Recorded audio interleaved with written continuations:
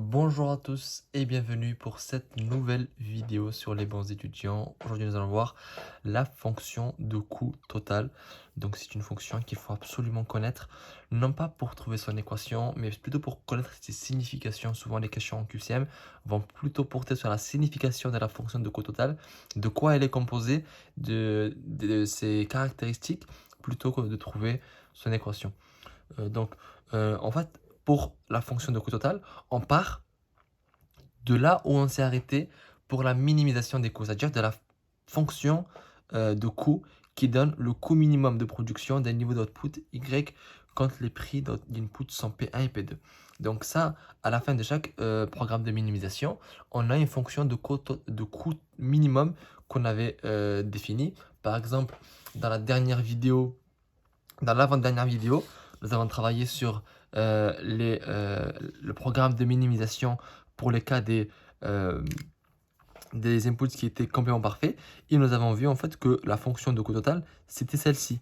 Donc de la forme A fois P1 plus B fois P2 égale à Y bar. Donc c'est de cette fonction-là qu'on part. Et en fait, on va prendre et on va dire que les prix sont fixes. Donc, on va écrire la fonction en fonction de y, parce qu'on part de la fonction qui donne les coûts minimums de production d'un niveau d'output y quand les prix d'input sont P1 et P2.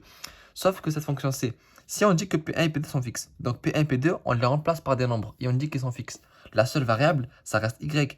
Du coup, on a une nouvelle fonction qui dépendra que de y et c'est ce qu'on appelle la fonction de coût total. En fait, ce sera elle associe en fait à chaque volume de production Y bar le montant des dépenses en inputs nécessaires pour assurer la production Y.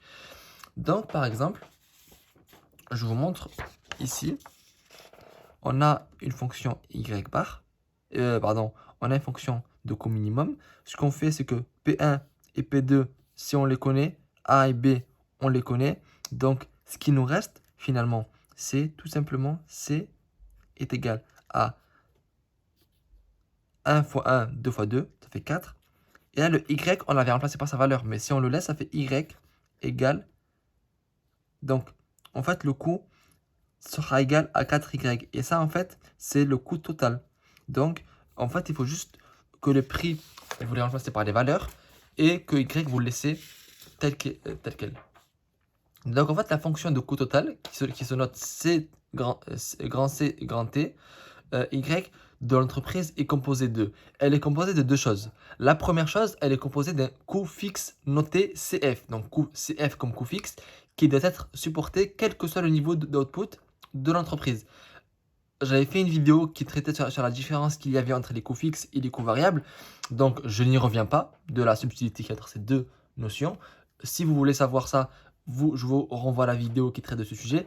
Ici, en fait, on vous dit que dans la fonction de coût total, on a une partie qui va être fixe, donc qui ne dépendra pas de Y, c'est-à-dire que peu importe le niveau d'output que vous allez produire, vous aurez par exemple plus 8 à la fin, d'accord? Donc là, vous aurez plus 8, et ça, c'est ce qu'on appelle le coût total. Vous pouvez avoir par exemple Y au carré plus Y plus 8. Et là, en fait, ça, c'est le coût total, ça, c'est le coût fixe, pardon.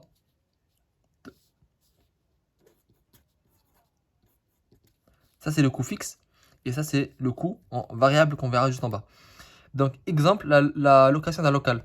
À chaque fin de mois, vous allez payer votre loyer. Imaginons que votre fonction de coût total, c'est CT égale Y au carré plus Y plus 250. 250, en fait, c'est le loyer que vous payez tous les mois pour votre local. Donc, c'est un coût fixe. Il ne dépend pas du niveau de production Y. Et c'est un coût fixe, peu importe que vous produisiez ou pas, votre coût fixe reste fixe. D'accord? Graphiquement, en fait, les coûts fixes sont représentés par une droite horizontale, parce que c'est un coût qui est toujours fixe, donc c'est une droite horizontale qui ne bouge pas. Ça, de toute façon, la représentation graphique de la fonction de coût total, on la verra juste après cette feuille. Ensuite, on a la partie qui est un coût variable noté CVY qui se modifie quand l'output varie. Ce coût est nul lorsque l'entreprise ne produit rien. Le coût variable, c'est ce qui va dépendre de Y. tout ce qui dépend de Y, c'est le coût total. C'est le coût variable, pardon. Donc, si on vous dit quel est le coût variable de cette entreprise, c'est Y au carré plus Y.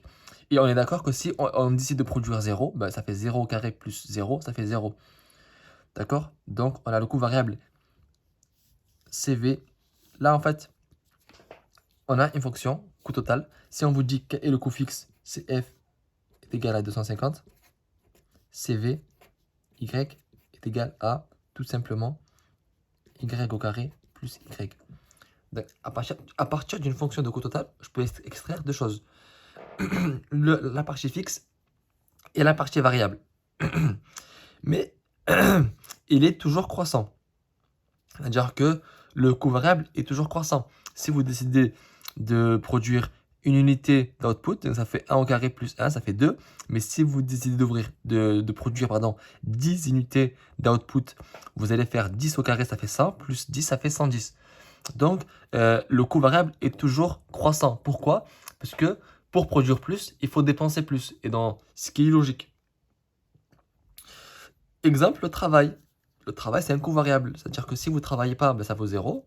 Si vous décidez de ne pas travailler, ça fait 0, 0. Donc, ça vous produisez 0. Et le travail, plus vous travaillez, eh ben, plus vous allez produire, mais plus le travail, il faut le rémunérer. Donc, c'est croissant. Graphiquement, la courbe de coût variable peut être croissante à taux soit croissant, soit constant, soit décroissant. C'est-à-dire que soit c'est croissant tout le temps de la même manière, c'est-à-dire que ça peut être une droite, donc linéaire, donc c'est un coût constant, soit c'est un coût croissant, c'est-à-dire que c'est de plus en plus cher de produire, ça c'est souvent le cas, et ça c'est décroissant, c'est-à-dire qu'au début ça vous coûte très cher de produire, et puis au fur et à mesure ça vous coûte de moins en moins cher. Et avant de voir graphiquement comment on va représenter la fonction de coût total, je vous rappelle, comme d'habitude, l'importance de la fonction et d'isoler en fait à chaque fois le y lorsque vous avez votre fonction de coût minimum.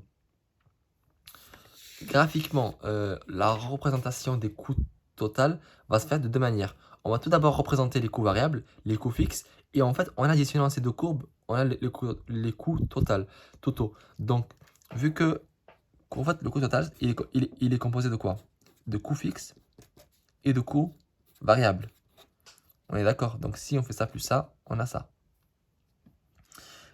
Donc, les coûts fixes, on avait dit que c'était une droite horizontale. Par exemple, le loyer, il est à 250 €, et ça, c'est tous les mois. Peu importe le niveau de production, on s'en fout, parce que le loyer ne dépend pas du niveau de production, c'est un loyer.